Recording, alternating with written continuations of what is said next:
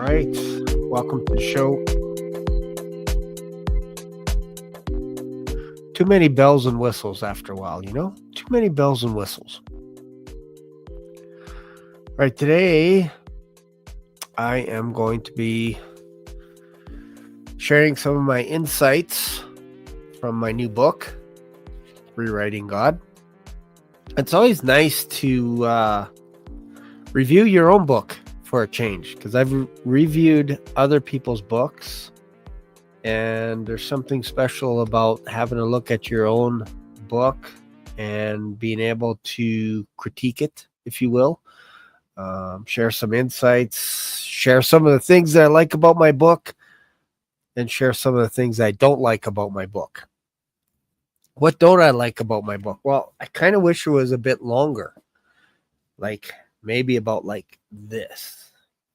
That would have been great. 1,000 pages would have been great. But it's 200. It's almost 200 pages. It's about 180. I think it's a quick read. I think you can sit down and read this in one evening comfortably over a weekend. It just makes you think, especially when you think about the time and the season that we're entering in, where people are a little bit critical of the King James Bible. And that's where I come at it. That's the angle that I approach for this book, Rewriting God, the silent war against the King James Bible, because it is a silent war. It's not like somebody is out there going point blank, this is exactly what we are doing. We are trying to destroy the King James Bible. It's not how it works. It's not how it works. It's subtle. It starts with, in the garden, yea, did God really say? That's where it all starts. So, if you begin with that it's subtle, you could start picking things apart and you can go, wow, this is kind of strange that on one hand, you have the arguments for the modern translators. I put them all in one category. That will say things like, we have earlier and better manuscripts of what the King James authors had. We have earlier. And the King James is outdated. So this is why we need a modern translation, because there's gaps, there's errors, there's missing words. The words that we have today you can't understand it. Like the King James Bible, you can't understand it if you're trying to modernize everything and just look at it just normally. When you pick up a book and you go, oh, I understand that. You go to King James, I don't understand it. It's like Shakespeare. I don't get it. So they'll say these things, and then this is why I decided to write this book, is to basically go through each one of the arguments against the King James Bible. And I put it in like 36, 37 chapters. And I just go one by one. Boom, boom, boom. Here's what people say. And then here's the counter argument to it. And again, this book isn't written for people that are reading something else. I'm not going after people that are reading Harry Potter. I'm not going after people that like reading Dune. I'm not going after people that like reading comics, Marvel, DC, all this stuff. I'm not doing that. Who I'm going after is people that will say things against the King James Bible that aren't true. And if you think they're true, then let's study it. Let's look at what you're actually saying, and let's see if you're using the same tactics that you use to come against the King James Bible. Let's use those same tactics and strategies for the ancient manuscripts. Let's just use the same strategy. And that's how I approach it here in this book, is I use their same arguments with their own stuff. I don't even have to leave the realm of modern textual criticism. I don't have to leave that realm, because the way they pose their arguments, it's like stacking a deck of cards. And once you start removing each one of these little foundations, it just collapses upon itself. I don't even have to go into the idea of how perfect or how mathematical the King James Bible is. I don't have to do any of that stuff. I just use their arguments against themselves. And that's it. That's all I do. So if we go to, let's just pick a chapter here.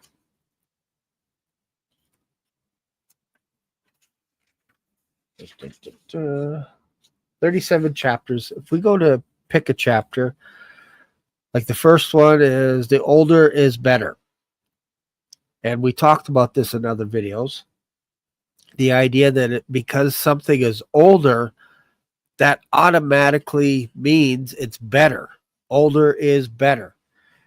If it's not, then that's where the confusion comes in, because if you use a counter argument to a modern scholar, a modern translator, and they say, Shane, the King James Bible is the manuscripts that they used wasn't as old as what we have today. So we have older ones. So that doesn't work. So we have, and then you ask them, you say, well, where's your source? Where are you getting these earliest manuscripts? They'll say, well, it's from the Vatican. It's where we get the Vaticanus, Codex Vaticanus. And then you also have Codex Sinaiticus, which is from Mount Sinai in Egypt, in that region, in that area. So you have two bases of manuscripts that are like one from Egypt, one that's hidden in the Vatican. Arguably, again, using their words against them when they say things like it's early. Okay, where did you get it from? Oh, it's from the Vatican. It was in a library. It was hidden for 1,000 years. Don't you know? So, okay, if we're using that, you're actually going against Scripture now, because God said that he's going to preserve his word. He's not hiding it. It's complete. And for arguably the last 2,000 years, Christians have been basing their faith on 5,000 plus manuscripts that all agree with each other. And the difference is about 1% between the Textus Receptus. This is the received text, where the received text is what the 47 scholars that were under the banner of the king came together, and they used the manuscripts that they had available at their time that was in agreement with 99% of the other available manuscripts at the time. Remember, Vaticanus and Sinaiticus are off the radar. They're not around. They're hidden. They're hidden somewhere in a monastery. So you can't use that right now. What we're saying is we're using the 47 scholars. They have the manuscripts, and for the last 1,600 years, this is what the Christians have been using. So you got 5,000 plus manuscripts, and they all agree with each other. Arguably 99% of the time, there's no doctrinal issues whatsoever. They all have the resurrection story. They all have Acts. Timothy's in there. Titus is in there. The book of Hebrews is in there. The book of Revelation is in there. Genesis. You have all 66 books. Unlike the Codex Sinaiticus, you have half of the Old Testament missing. It's like, I think they have like 400 pages that they have for the Sinaiticus. And with Vaticanus, there is no book of Revelation. It's not in there. It's gone. Titus, gone. 1st, 2nd Timothy, gonzo. And in Sinaiticus, the Codex Sinaiticus, you have a couple of extra books. The book of Hermes, or the shepherd of Hermes, and you have the epistle of Barnabas. So you got to start piecing this stuff together. And again, if you're going off of the idea that older is better and we have the most complete manuscripts, your house of cards is starting to fall apart, because in Sinaiticus, you're missing the first 21 chapters of Genesis, the origin story. This is where we get Adam and Eve kicked out of the garden. You get Cain murdering Abel. The first time we get a hint of blood being shed, of somebody murdering someone. And that's important. But the modern translators don't have that in Sinaiticus. And they also don't have the end of the Gospel of Mark. It just ends abruptly after verse 8. So verse 9 to 20 is not there, but in over 5,000 manuscripts, it was there for 1,600 years. 99% in agreement with all the manuscripts, called the majority text, which just means it's just a mathematical formula saying here's a piece, here's a letter, here's a piece that somebody preached or talked about or wrote down. It's one page, and they're quoting from the end of the Gospel of Mark. I'm just using an example. And they're talking about the resurrection story. This is what I mean when I say the majority text. You take into calculation arguably 5,100 plus documents, pieces, complete books. Like you got the complete book of Hebrews, you got the complete book of Matthew, Mark, Luke, John, and then you have people talking about these books for 1,600 years.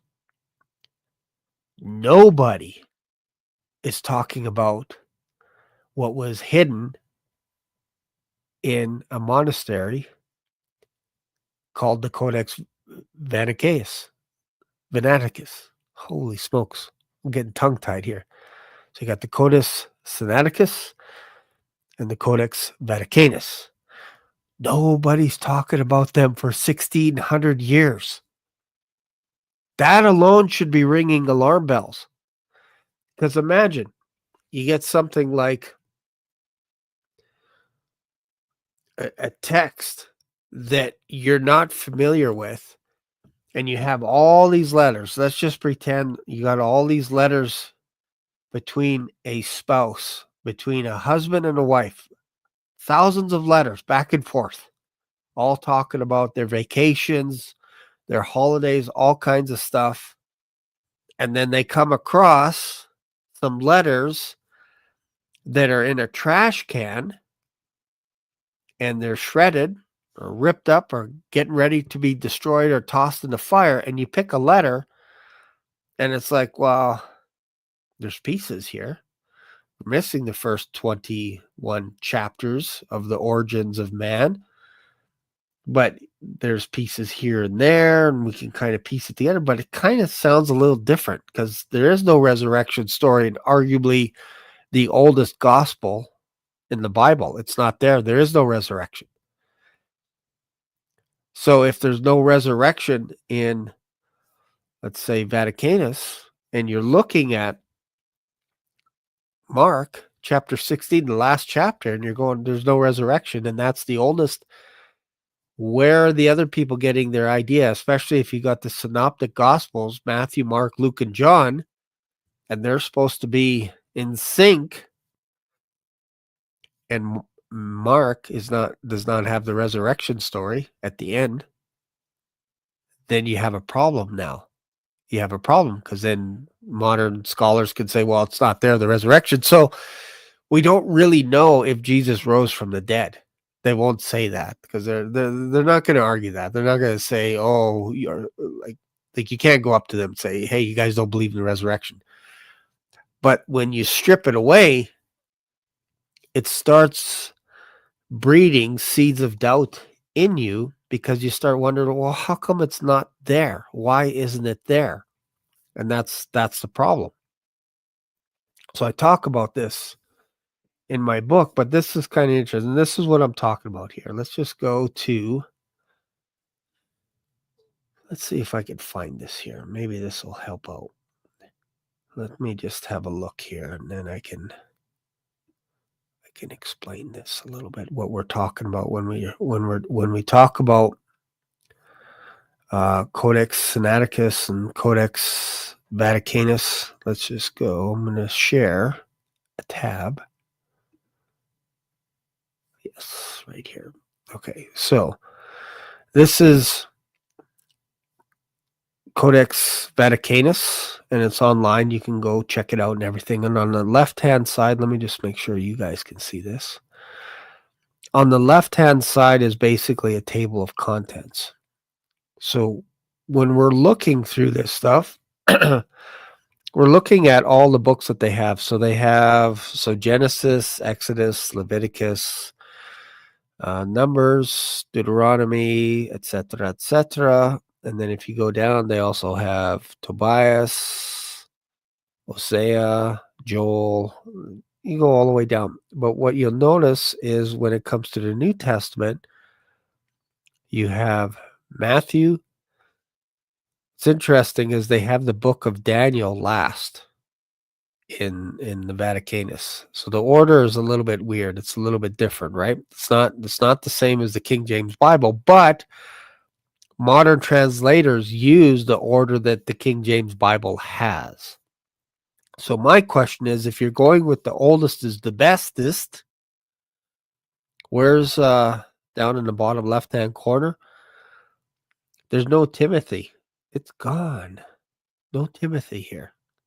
So I don't see it here. Matthew, Mark, Luke, John, Acts. What is this one? James, Peter, John, Jude, Romans. So you got the Epistle of Jude. Then you got Romans, Corinthians, Galatians, Ephesians, Philippians, Colossians, Thessalonians, Hebrews, and then I think that's the book of Revelation at the end there. So the order is a little bit, it's not like our modern translation, or it's not like the King James Bible, which 47 authors put together in a specific order in the 1600s, but modern translators say, we like the order that the King James Bible has. We like all that stuff. They have books that, excuse me, that not even the earliest manuscripts have. They have Timothy. They have 1st and 2nd Timothy. They have Titus in the King James Bible. But our earliest manuscripts don't have those. So where do you go for your source then? Modern translators. Oh, we go to the Textus Receptus. We go to the received text. We go to the Masoret, or to the majority text. You know those 5,100 manuscripts that the Christians have been using for 1600 years, that's what the modern translators look to fill in the blanks here, because the earliest manuscripts don't have what we have in the King James Bible.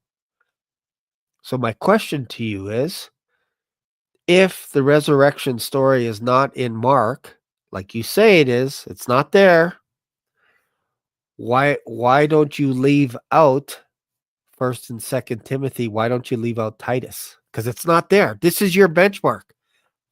This is the earliest of earliest. So if it's not here, run with it. Go with it. I'll support you. Run with it. If you don't want Timothy in there, take it out, because we're following your rules. But for some reason, you don't even like that. So you go to the majority text and you grab a document and you go, oh, look, 99% of the Christians are looking at Timothy and they're looking at Titus to build a foundation of how we're supposed to conduct ourselves as a church. So we're going to put that, we're going to keep that, because the King James Bible got it right. But for some reason, it's not here in Vaticanus. It's gone. It's missing. So if you go over to Matthew, let's go over to Matthew. Here's the beginning of Matthew. The Gospel of Matthew in the New Testament. This is Vaticanus, of course. So you notice at the top, you got a little, it's kind of like a green bar. It's got a letter top of it. And this is the beginning of the Gospel of Matthew. Nothing wrong here. It's really, it's all Greek to me. You can't read this because it's in Greek, but you could figure out structure here. So if we go over to, let's say, Daniel, let's have a look at Daniel. So look at how crowded Daniel is. It's got little footnotes. It's got editing decisions. Whoever was writing this was like, I don't blame them. You go through the book of Daniel, you're going to get a lot of notes. You're going to be like, what does this mean? All this kind of stuff. So that's how they would write in this document. And they would make their little notes. So if you go over to, let's pick another book here. Let's have a look here. Let's go to Samuel. So notice this, see on the left-hand side, that's the ending of a previous book, which I believe is Ruth. And then Samuel starts here in the middle. Again, not a big deal, right? A little bit leftovers there, no problem. They continue. What you'll notice is if you go through all of this stuff, see how this is the end of one book, which is before Joel, which would be, I believe it's Micah. And then here's Joel. Starts here. So nice little line, a green line here, just so you know, oh, you're entering into another book, which is Joel. No problem. That makes sense. That pattern shows up in 3 columns all through Vaticanus, from Genesis all the way to the end, with regards to the books that they have. If you go over to Matthew, let's go to the Gospel of Matthew. Again, you see the beginning of it. Let's go to Mark. So this is the end of Matthew, the last chapter of Matthew. And then you can see column C. It's just like basically a quarter of the way down, and it's done. It's over. The Gospel of Matthew is over. A little bit of space. And then on the right column, they start off with the Gospel of Mark. Again, no problem here. But what you'll notice is something peculiar jumps out at you. If you go over to the Gospel of Luke, and let's just back up one page. So this is the start of the Gospel of Luke. Notice how it starts on the left here, top of the page. Look at how, let's just find it here. Where did it go? It jumped. Here it is. This is the end of the Gospel of Mark. Chapter 16 goes all the way down here and then goes about quarters of the way, and then it stops abruptly after. It stops right at the end of verse 8. In the King James Bible, it has verse 9 to verse 20. What's interesting is when you look at this, and you can kind of see that little faded green line, that's the opposite page. That's the Gospel of Luke starting on the next page. You can see through it. So they took a picture, posted it. Here's the end of Mark's Gospel. Again, the only problem here is it's not that you could see through, it's the gap. This is the problem. Because we just looked and we just observed that in previous books, the scholars, the writers, would never leave a gap like this.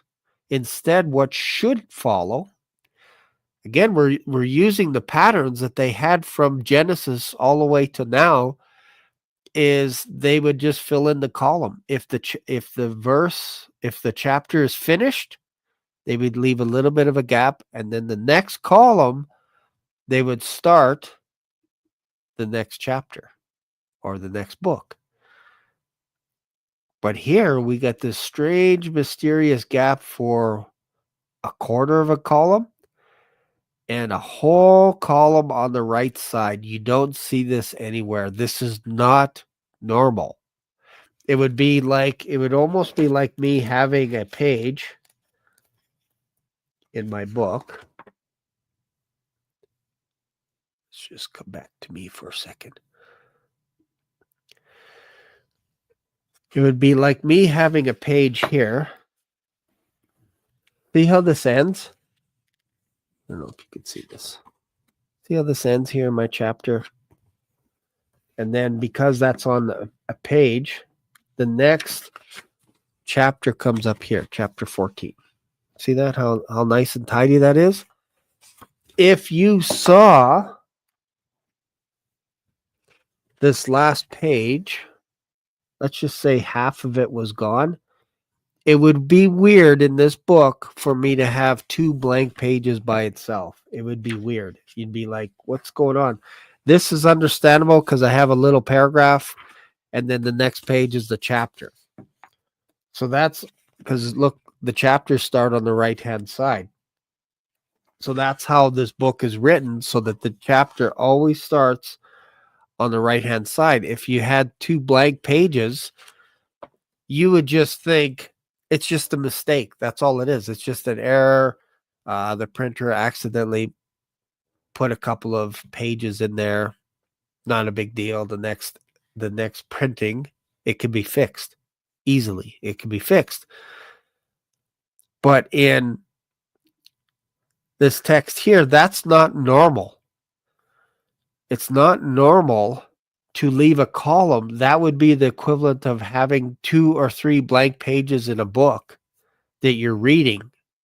You're at the end of Hobbit and you're like, oh man, I'm getting all excited here to read the next chapter. And before that chapter ends, you lose a couple of paragraphs, and then you turn the page, oh, it's blank.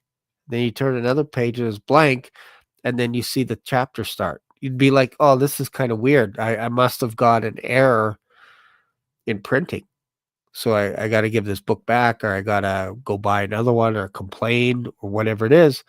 So this pattern is irregular. That's not what you do if you are a scribe.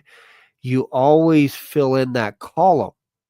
It's okay to finish a chapter and then have a little bit of a space, because the next column is going to start at the top and go to the bottom, or the next book could start. They never leave a column by itself. There's no reason to do it, because this is occupying space, valuable space. And that's my whole point, is this looks like the scribe left it out on purpose and kept the spacing. For some reason, either it got scraped off, because they've been able to use parchments like this over and over again, or they knew that it was there and they erased it and kept the spacing for the next chapter to be on the next page. They never made up the gap. They never cinched it up. Because logically, again, if you're going through all the books in Vaticanus, logically, on the right side, that column should start the Gospel of Luke. But it does not. It starts on the next page. That's not normal, again, for scholars, for scribes. That's not how they do it. So that's just a little tiny, and you could do this if you go to, let me just show you here real quick. Let me see if I can show you this, because I think this is important when if you're looking at this stuff with a critical eye. It's good to look at this and go, okay, what's really going on here? What am I looking at? So if I go, let's see here. Yeah, let's go to the manuscript here. So let's just have a look again. Let's go to, now we're going to Codex Sinaiticus. Again, this is available online. If you go to Genesis, look at this. There's only 4 chapters. In the earliest manuscripts that scholars are like, modern scholars are like, I love Genesis. I love it. In the Sinaiticus, it is amazing. It's amazing the stuff that we have. And it's like, well, hang on here 1 second. Where'd it go? Where'd it go? Let me just bring this back up. They don't have all of Genesis. That's my point. In Codex Sinaiticus, they only have arguably 4 chapters. Is what it looks like here, because this is supposed to be the earliest manuscripts that you can actually go to on a public forum, and you just go here. Look at this, Genesis. You got all the books here. Genesis chapter 1. So the first 20 chapters are gone. And this is what you get here. A little piece of parchment paper. That's it. That's all you get for chapter 21. Let's look at Genesis chapter 22. A little bit of a bigger pick. Let's go to chapter 23. Little tiny fragments again. Just little bits and pieces. That's it. That's all you get for Genesis. So are you basing everything on, like, you can't even read the entire book. Like, you don't have the origin story, is my point, in Codex Sinaiticus. It's not there. It's missing. What else do we have missing? Let's see here. Let's go to our favorite gospel. Let's go to Mark. See what's going on in Mark. Let's go to chapter 16.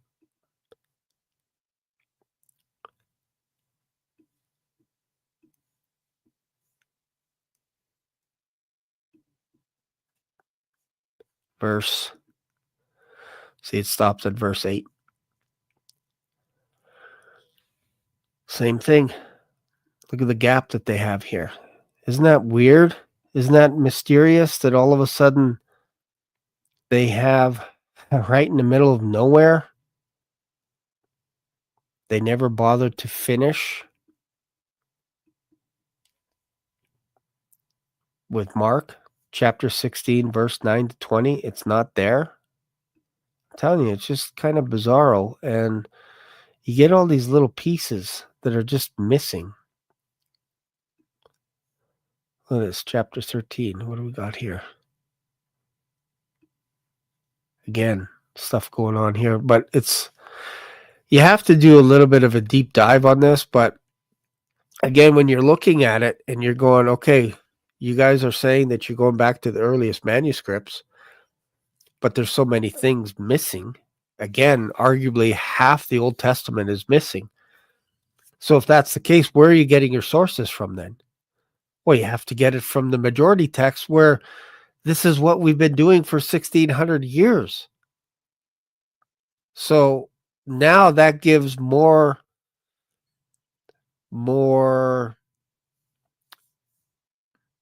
what's the right word I'm looking for? Credence, I guess. More proof that the King James had it right from the very beginning. Because all 50 or all 5,000 plus manuscripts agree with each other. It's the critical text that's outside of that, which is the Alexandrian manuscripts from the Vatican, from these monasteries that are just hiding stuff for 1,000 years, and all of a sudden they show up.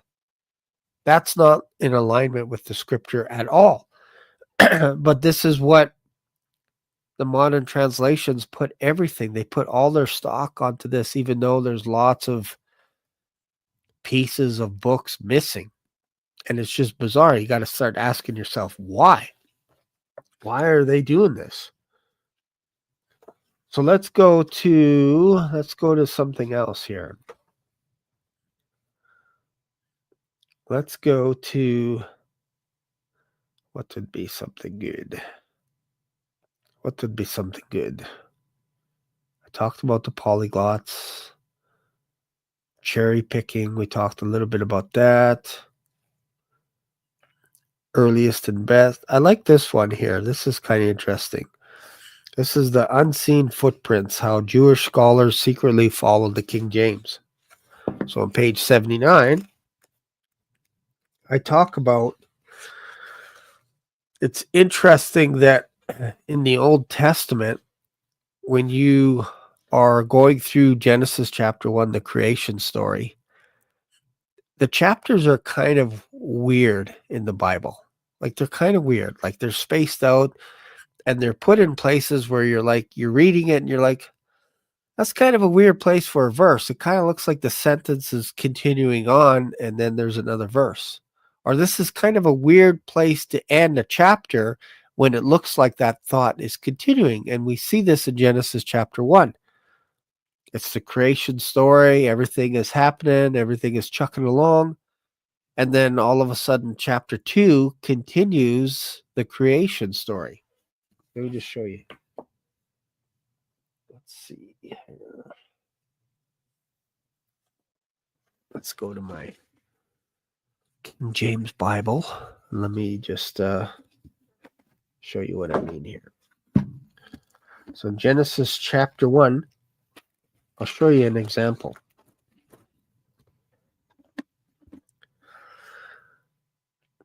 So Genesis chapter 1, verse 31. And God saw everything that he had made, and behold, it was very good. And the evening and the morning were the sixth day.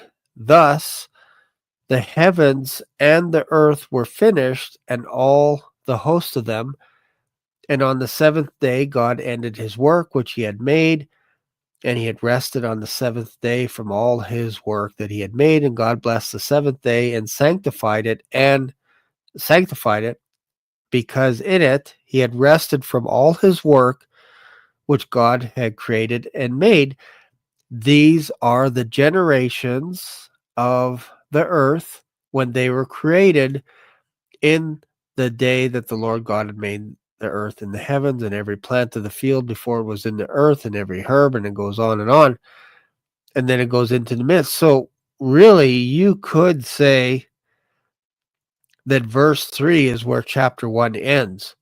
And God blessed the seventh day and sanctified it, because again, we're talking about the first 7 days of creation. So chapter 2, verse 3, and God blessed the seventh day and sanctified it, because that in it he had rested from all his work which God had created and made. And then you can say, you know what, verse 4, let's start with chapter 2, because now we start getting into the Garden of Eden and all this kind of stuff. But what's interesting is Jewish scholars followed this model. They looked at the King James Bible and said, you know what? What the King James Bible did in chapter 2 we're going to do the same thing, even though we don't like the King James Bible. It's too literal. But secretly, we're going to follow their structure. We're going to follow their 2 columns. We're going to follow it, and we're going to keep the order, except we're going to change a little bit at the end. We're going to put Chronicles. Because notice, the King James Bible didn't follow the Jewish order. Instead, what they did is they put Micah at the end. And they actually moved Hebrews to the end, to the last of the Pauline letters. But Jewish scholars, modern Jewish scholars, like how the King James Bible kept the order of chapter 2. Because if they were going off of Hebrew, remember, Hebrew didn't have any spaces, chapters, verses, nothing. They could have started from scratch. They could have just went, you know what? We're not going to go with the King James people because they're crazy. We got the earliest. We got Hebrew scriptures. So we're going to make chapter 2 start a little bit later. Verse 3, verse 4, maybe verse 5. That's where chapter 2 is going to start for us Jews, because we don't like the King James Bible. But they didn't do that. They kept the same structure. And this happens in other parts of the Bible as well, where they liked what the King James did, and they kept it. It's almost like a secret admiration for the King James Bible, the structure and everything. That's just kind of an interesting little bit of knowledge. Like, if you're going to ask a question, you're like, if you're going back to the original sources, why don't you put the books in the order that you received? Why don't you do that? The King James authors didn't follow that order. They created their own order. They didn't even follow this guy's order. Tyndale. 80% of his work is in the New Testament, but they didn't follow the order of the books in Tyndale's New Testament. They moved, like I said, they moved the book of Hebrews to the end of Paul's letters. They moved that. Whereas in here, it's in a different order. So I find it strange that modern translators are going back to the earliest manuscripts, but they're not following the order. I would have just went, yeah, you know what? Let's go with it. Let's follow the order that they have. They didn't do that. They kept the order of they kept the order of the King James Bible. Because when you look at the New Living Translation or the NIV, it's got 66 books in the exact order as the King James Bible. And for me, I'm like, if you're going with the earliest manuscripts that didn't have chapters or verses, why did you follow the King James structure? Because you probably know it's perfect. That's why you're keeping it. You liked it. You loved it. But you're also trying to make it look like the King James Bible. You're trying to make it look exact so that nobody will tell the difference between the NIV, the NASB, the New Living Translation, any of them. They all look like the Bible. They all have 2 columns. They all have red letters. They all have the same chapters and verses. And you wanted to keep that. So instead, what you did is you start bracketing things and you start putting footnotes in. And you'd say things like, that's not really there. God didn't really say that. It's not there. Resurrection story is not there. Fasting is not there. Jesus never said this kind only comes out by prayer and fasting. He didn't say that. The earliest manuscripts didn't say that. But they'll put it in brackets because they got to keep the same spacing. Because otherwise, if you see a gap, you're going to be like, what are you guys trying to sell me here? Why is there a gap at the end of the Gospel of Mark Why did you take it out? So instead they leave it in and they put brackets around it. They go, oh, the earliest manuscripts didn't have this in there. They didn't have it. Well, the earliest manuscripts didn't have the first 21 chapters of Genesis. So why didn't you leave that out? Oh, because we went to the majority text. Oh, whoops. Did I say that out loud? They're cherry picking verses and chapters that they want. Order, the book order. They want it to look like the King James Bible. That's the subtleness of it, is they want it to look at it. So when they say, open up your Bible, you're thinking King James Bible, but they're thinking their version could be the Message, it could be the Amplified, it could be the New Living, it could be any other translation in the world. That's what they mean by Bible. It's kind of sad in some ways that we have, I think the latest count is like over 300 translations. And when you get to a Bible study or when you're in church or in a service or at a retreat, and somebody says, can you open up your Bible to Mark chapter 16, verse 9 to 20? Let's read together. People like NIV people will be like, I don't have that. I don't have that verse. It's not there. It's missing. I don't know what happened. It's gone. You just get whispers, right? So it's kind of, that part kind of bothers me because I didn't know verses and chapters. I didn't know that over 40 verses were missing. I didn't know over 40,000 words were missing from the King James Bible, or missing from all the other versions. Because if you look at, for an example, let's just use a rough example. Let's just say there's like 100,000 words in the King James Bible. The NIV, NLT, all other versions have about 70,000 words. They're missing like 30,000 words.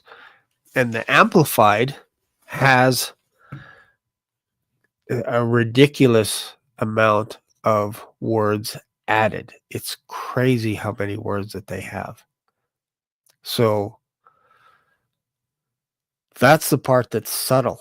There's words added to add confusion, and there's words taken away. Like, it's one thing to have a sentence and to make it sound a little bit clearer. That's one thing. But to take out a verse completely and lie about it, that's another thing. That's a whole nother realm. And to subtly have verses where it'll skip from verse 10 to verse 12, and they don't even tell you. It's not even in the notes or anything unless you go digging, and then you go, oh, they dropped verse 11 for whatever reason. So that's the part that I don't like. You don't know it's missing until you come across the King James Bible and you go, oh man, it's here. Everything is here. There's nothing missing that you need. 66 books of the Bible. You have everything you need. You have Timothy. You have 1st and 2nd Timothy. You have Titus. You have the last 3 chapters that are not in the earliest manuscripts. They keep saying the earliest. I would argue that they were forged, that those ones are corrupt because they're all over the place. You have over 3,000 of instances where they don't agree with each other. Whereas you got the received text that the King James authors used, they all agree with the majority text. Again, over 5,000 manuscripts, all in agreement, 99%. 1% is because the received text had a little bit more, as in it looked a little bit Joannian, as in he talked about the Trinity. in the Epistle of John. So that's people's complaint. Some of the modern translators are like, that sounds very Joannian. And another complaint that people have is the King James Bible. It comes across as very kingish. It's almost like this book is about a king, and we don't like it. We don't like it. It's too kingy. It's too kingish. It's too authoritative. It's too ruly. We don't like it. We want to bring it down. We want to bring the language down. We want to modernize it. We want to take out the genders. This is too rich. It's too kingly. And I've heard it. I'm telling you, in the past 3 years, I've heard people say, sounds too much like a king authorized it. Is that weird that people would say something like that? Who is the greatest king in the universe? It's Jesus Christ, the King of Kings, the Lord of Lords. So doesn't it make sense that our Bible is about the greatest king in the universe?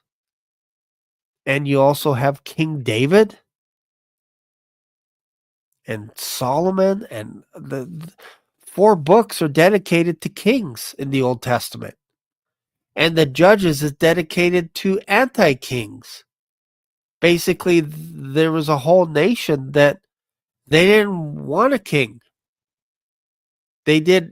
Everyone did their own thing.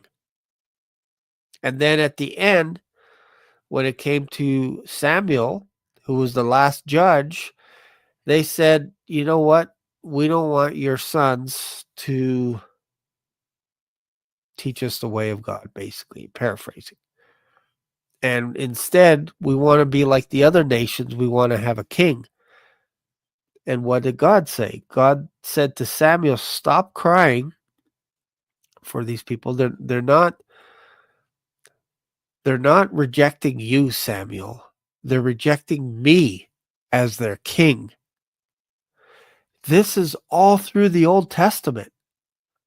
Even Jesus, when he was nailed to the cross, what did Pilate put over his head? Here is the King of the Jews. In Hebrew, in Latin, in Greek. This book is very kingly. It is the kingliest book out there. It's the most authoritative. I know that isn't a word, but again, people come at this. They say it sounds too kingly. It's a weird thing to say when you worship a king. It's just weird. We're waiting for our king to return. And I would not want to be you standing in a lineup saying, I didn't believe your word because I thought it was too much like you. You're a king. I didn't want that. I didn't want to read a book about a king. So I decided to read the Message and other books. I'm picking on the Message a little bit because I don't want to hurt all the other people. I could just go after everyone that's reading a different translation. But again, that's not my goal. My goal is to attack what people say about the King James Bible. And I think the most ridiculous thing a person could say is this book is too much about a king. It's too much like King James. It's got so many kingly words in it. And it's just weird as a Christian. It's a weird thing to use that as your argument because I worship a king and I expect the legal documents to be about a king. I expect the will, the testament, everything to be about a king and to be about a kingdom. And that's the whole Bible. The whole Bible is about a kingdom. That only makes sense to me. And the other thing that comes up is when people say things like, it's too archaic. Nobody understands the King James Bible. Nobody understands it. And yet these are the same people that have no problem looking through mortgage documents, lease documents, insurance policies, and they're looking through everything, and they're all reading. If they don't know a word, they don't change it. They look it up with the dictionary. They're like, oh, okay, I know what that says now. And they study it. If you go to medical school for 10 years, whatever it is, you don't change the books like the medical profession. You don't start scribbling out things like, oh man, that Latin word for operation or whatever it is. You don't scribble it out and say, let's just dumb it down a little bit. Let's just make it easy to understand. No, you study all day and all night till you understand the medical profession that you're entering into. And it takes years of studying. Nobody would ever say, you know what, just take that chapter out. Brain surgery, take it out. We don't need that one. Just skip over it. Yeah, but there's a good paragraph right at the end on how to sew them back up, and don't need it. We would never do that. But for some reason, it's okay to tear this medical book apart, which, if you think about it, Jesus Christ is the greatest physician in the galaxy. And we're taking apart his medical textbook on how to make you better, how to make you whole as a person. You have to read about the greatest physician ever. If you don't understand who the physician is, you're going to just get kicked around by the world left, right, and center. So why would you manipulate this medical textbook for your own means? Why would you do that? People say it's too hard to understand. And yet, people will go to university to study classical literature, Shakespeare, written in the same century, arguably within the same decades of the King James Bible. And there are people that will write plays and they'll keep the language intact. And if they don't understand it, they'll study it some more. And they'll ask themselves the question, to be or not to be? That is the question. Oh, so beautiful. Yummy. But when it comes to the Bible, the King James Bible, it's like, it's corrupt, man. This book is corrupt. It's disgusting. It's like, I don't know how you can understand thee. It's so complicated. Thee. And yet they'll study Macbeth. They'll study Romeo and Juliet. And if you try and make it into a modern, if you try and dumb it down and make it into a modern translation of Romeo and Juliet, you'll be butchered alive. They'll come after you. They'll be like, how dare you touch classical literature? How dare you do that? But yet, I can't say, how dare you butcher my Bible? How dare you? And yet they do it all the time, and they're not stopping. They're going to have another translation next year, the year after, the Lord willing. If we're still here, they will have more translations, hundreds of them coming out. Heck, even the Chinese Communist Party is wanting to get in on the action. They're feeling left out. They're like, how come you Westerners get to corrupt the Bible? We want to corrupt the Bible too. Never stops. Never stops. We didn't even talk about copyright. The idea that your book that you hold in your hand today could be obsolete in 1 to 2 years, 3 years, 4 years. Why? Because they're coming up with another edition and they have to remove the older edition off the shelf. It would actually be illegal for bookstores to sell an earlier edition. I think Nestle Aland is on their 28th edition of the Greek version of the New Testament. It's like 28th. And after a while, you got to ask yourself the question, if you had the earliest manuscripts and they're the best and you translated it with the best people that don't speak they don't speak Greek, they don't speak Hebrew, they don't speak Latin, they don't speak Aramaic. They've never written a book in any of these languages, but you're going to go to them and trust them to put all this stuff together.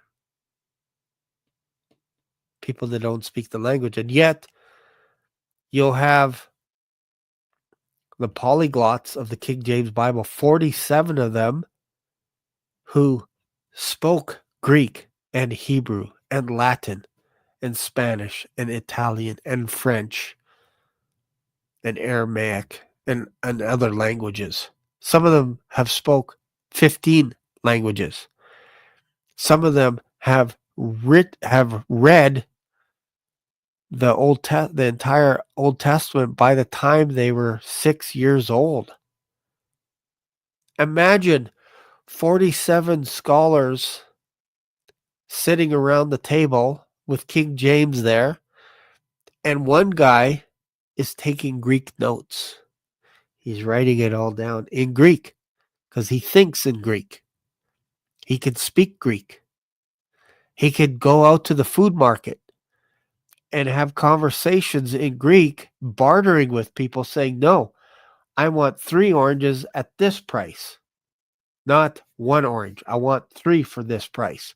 And being able to argue back and forth and then go across to a Jewish community and wheel and deal in Hebrew to those people, and then go back to school at the university and read and write Latin all in the same afternoon. And there's not one modern day translator in the last 100 to 200 years that has written anything in Greek, written anything in Hebrew, written anything in Latin. They don't do it. They don't understand those languages like the polyglots did. King James understood at least 7 languages and studied classical literature himself. This is the king's English. This is the cream of the crop. These guys were the best of the best. And the modern translators today are made up of a committee. Catholic churches, Anglican churches, Presbyterian churches, they all have their slant. And none of them know how to read Hebrew, Greek, or Latin without their lexicon. They need the lexicon beside them where they can see, okay, here's the Hebrew word, there's the English. And then they pretend that they understand what they're reading and writing. And they don't. And I'm calling them out on it. They don't have any books in Greek, in Latin, in Hebrew. Not like the King James Bible scholars. They all understood. They all had books. They all had commentary. They all had preached messages or talked in Greek, in Hebrew, in Latin, and other languages. They had books written. They were able to debate in those languages. They thought in those languages. They spoke in those languages. They probably dreamt in those languages. Modern translators today know none of that. Zero. Zilcho. Show me a book. Go in the comments and say, here's a guy that wrote a bunch of essays in Latin and he could debate in Latin, in Greek, and Hebrew fluently. And I would suggest to you that they don't. Talking about, again, the modern translators. I'm not talking about people that live in Israel and they speak Hebrew. Talking about the ones that wrote your New Living Translation. None of them have these books. None of them have had debates in Greek. Because again, you take away their lexicon, they're lost. They're like little lost puppies. They might be able to quote a sentence or two or maybe a verse here and there in Greek. But it's very rare that they have any, if anything, they don't have any books written in a native language like Greek or Hebrew about the Bible that they're translating. that's it for today's video. I hope you got something out of it.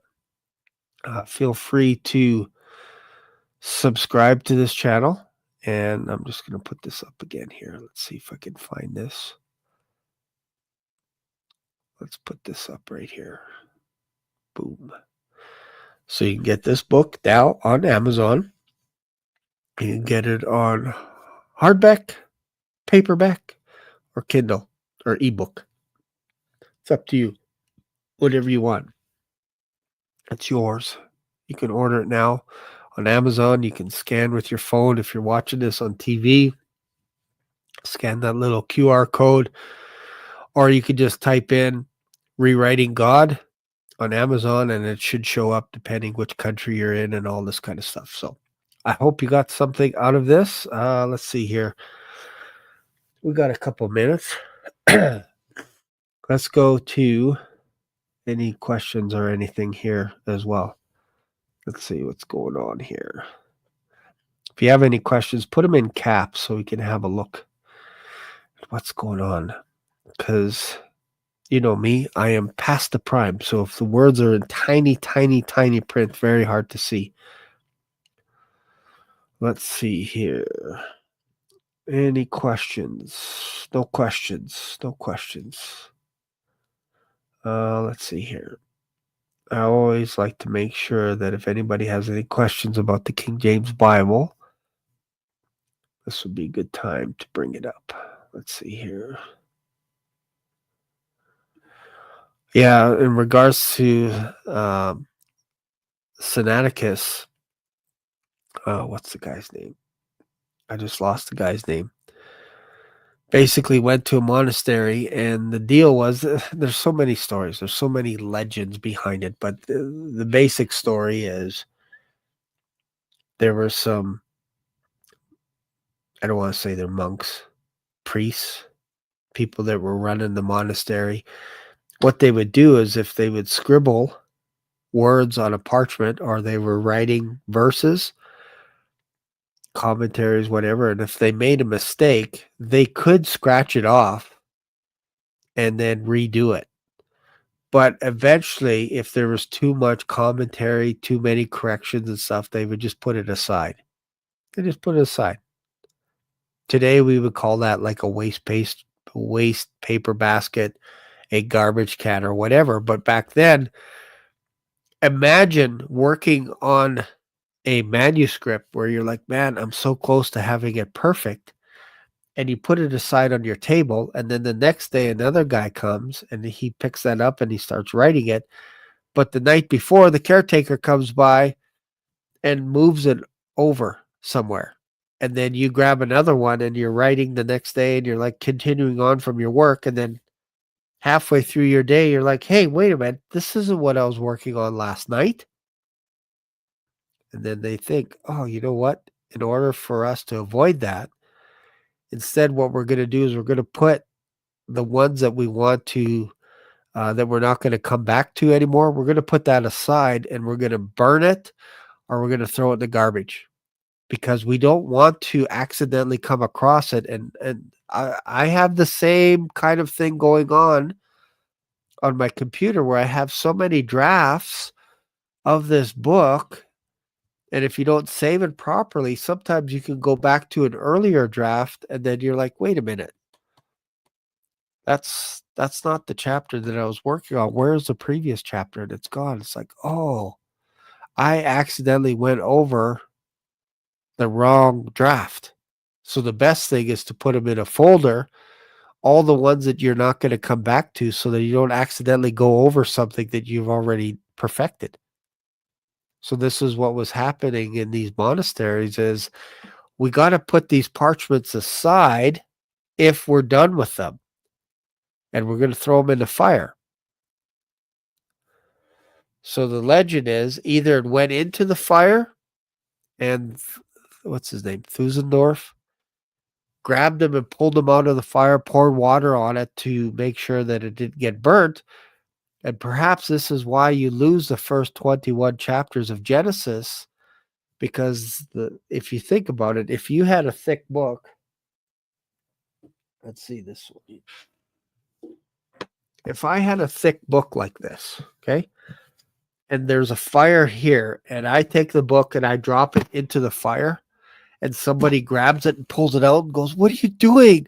Why are you destroying systematic theology?" Which part of the book do you think would be destroyed first? Well, it's the part that you put on the ground on the fire first. So this book cover would be destroyed, and most likely the first 20, 30, 40, 50 pages could be cooked by fire, but the middle would be okay. And you could argue the end would be toast, the beginning would be toast, and the middle would be nice, and the edges would be a little bit rough because of the heat.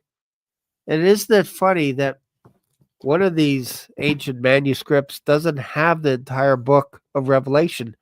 Probably got cooked. And it doesn't have the first 21 chapters of Genesis. Probably got cooked.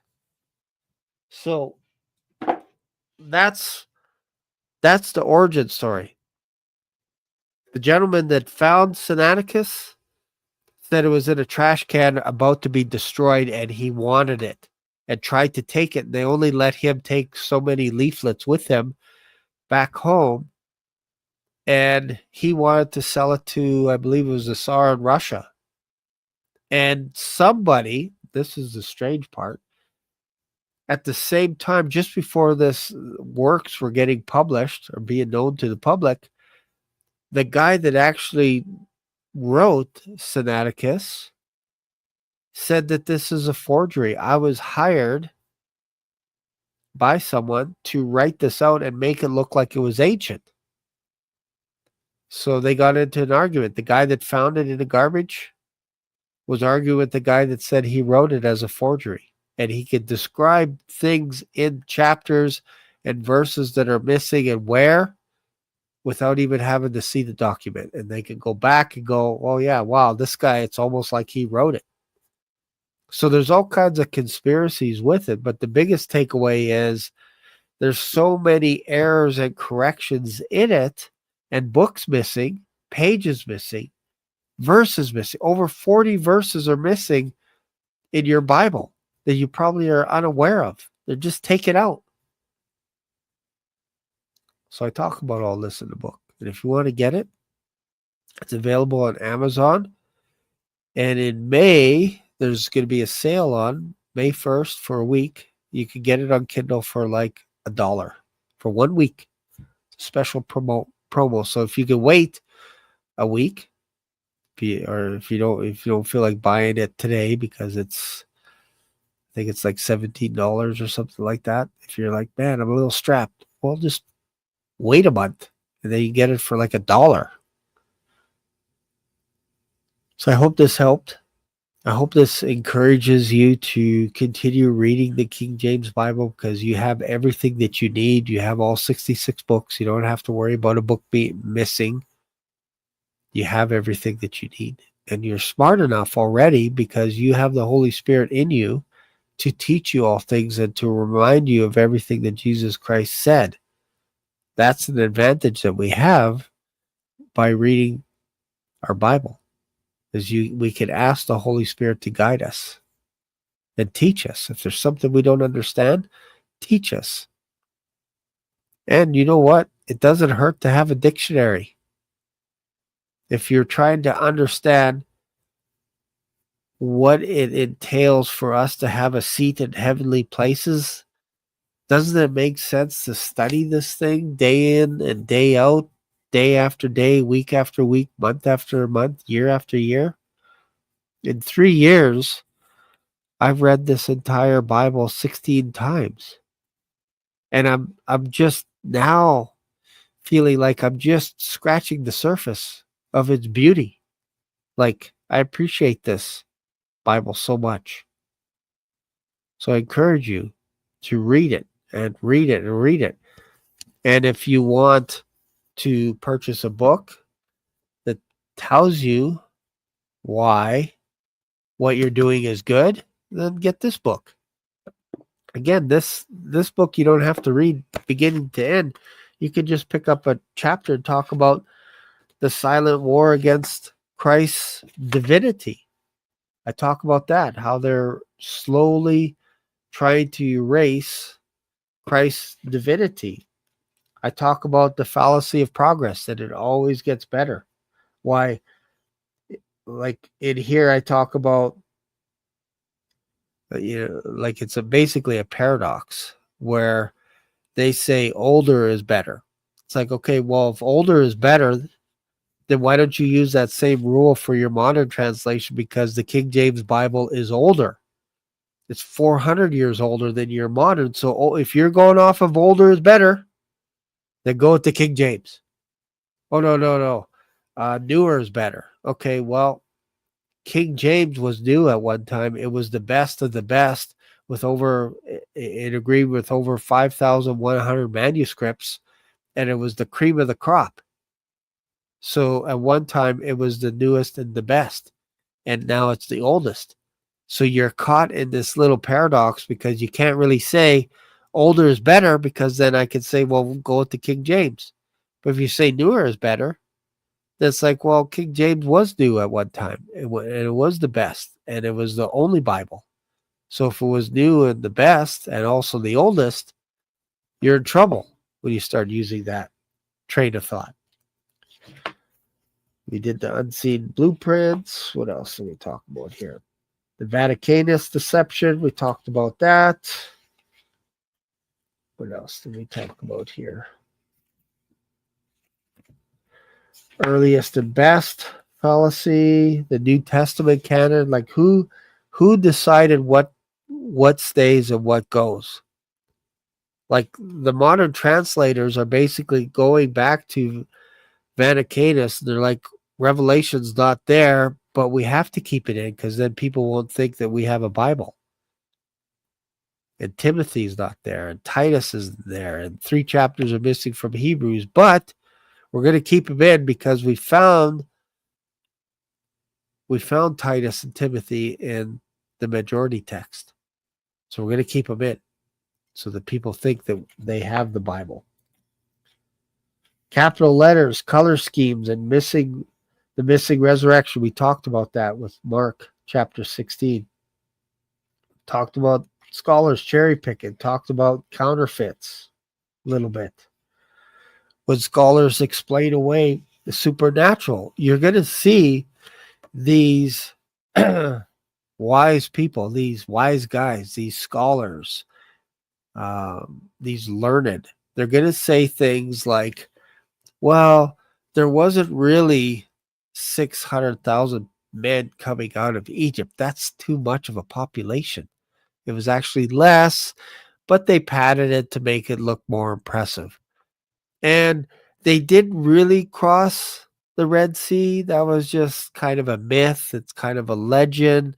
What they actually did is they went to one portion of the sea where it was really, really shallow. So it wasn't really a miracle. Okay, well, then you have a whole bunch of people dying in mud, I guess, a whole bunch of Egyptians. And then they'll say things like, well, the earth didn't really turn to darkness, or it never went dark that was just an eclipse when Jesus died on the cross. It was just it was an eclipse. Well, I don't know about you. I'm not a rocket surgeon, but I've never seen an eclipse last for 3 hours. But they'll throw things like this. They'll try and explain away the supernatural. They'll say things like, Jesus didn't really die on a cross. He was just hurt really, really bad. And this is kind of I think this would be more guilt among some of the Muslims, where they're like, he just got hurt really, really bad. So when he was getting speared by the Roman soldier, he shifted his vital organs to the right just at the right time. And then when everybody went away, he pulled himself off the cross and then hobbled away and then knocked on the door and showed himself to everybody. Here's the Messiah. You're bleeding. You're bleeding all over the place. Like, it doesn't work. But that's what it's almost like. The smarter you get, you start making up stuff and you start going, well, there's no way Jesus could have turned water to wine.